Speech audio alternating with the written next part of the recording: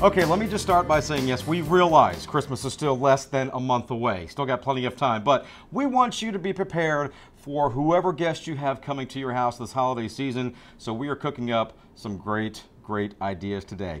Hey everybody, welcome back to the Georgia Farm Monitor and to another edition of Meals from the Field. We are back in the Georgia Grown Kitchen after being at Sunbelt Expo last month. She is back as well. My good friend, the one, the only, Marcia Crowley, Senior Home Economist for the Georgia Department of Agriculture. And we mentioned we're doing Christmas ideas today. We're doing Christmas ideas. Something that you have been making for a long time. This is my go-to holiday meal, and I think it's one that people don't make enough because they're intimidated by it. But it's a standing rib roast, which is a very expensive cut of meat, but you can find it on sale, especially around Christmas time. And you need to allow about a ½ pound of meat per person that you're going to be serving. And you generously salt and pepper the roast. This is a 2-pounder, which is a small one, obviously, but you can get whatever size you need. They're really good left over, and you cook it to a rare temperature so you can reheat it. Okay, like I said, you allow about a ½ pound per person. You're going to preheat your oven to 450.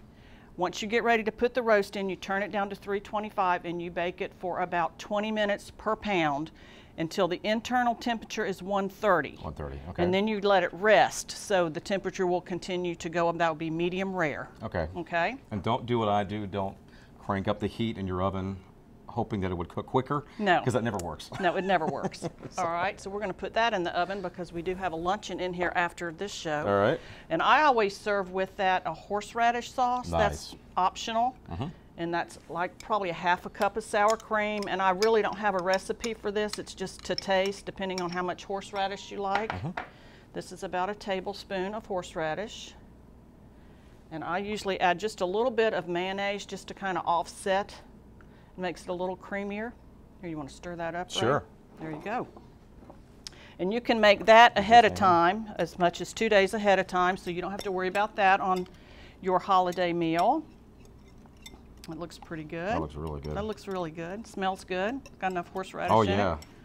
No, I don't know, because I'm not, you know, I like the horseradish when it's, oh yeah, I like to cry. I like to just shed tears all over the place with my horseradish. All right, then the next thing is a twice-baked potato. And to me, these are easier to prepare. They take a little more time up front, but the timing is much better. A baked potato could take anywhere from an hour to an hour and 10 minutes, and then the rest of your meal is running behind. So if you do these ahead, it only takes them like 20 minutes in the oven. Okay. All right, we're going to cut off the very top part of an already baked potato. I'm going to slice my hand with that. Don't do that, please. Then you're going to scoop this out. Let me move that over here into a bowl. And you can make these ahead as well. You can freeze them. You can make them way ahead and put them in the freezer.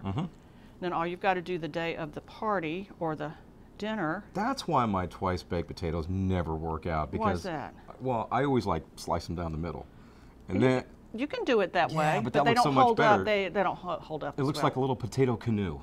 You know, that's so cool. All right, now I'm going to let you do the mashing as well. I like to use an old-fashioned potato masher. Okay. Add about a tablespoon of sour cream, about a tablespoon of butter, and about a tablespoon of milk per potato, depending on how you like them. But they need to be kind of stiff so they stand up in the little potato boat here. How's that? That's good. A little bit of milk. All right. Okay, salt and pepper. Let me just do that. A little bit of salt and pepper in there. And then we're going to stuff it. It looks pretty good there, right? Good? Oh, got to get that butter in there. Mix that butter up. All right. All right, then you're just going to stuff it back in the potato skin. And like I said, you want it to kind of stand up a little bit. I usually bake one more potato than I need so I can use the extra for the top.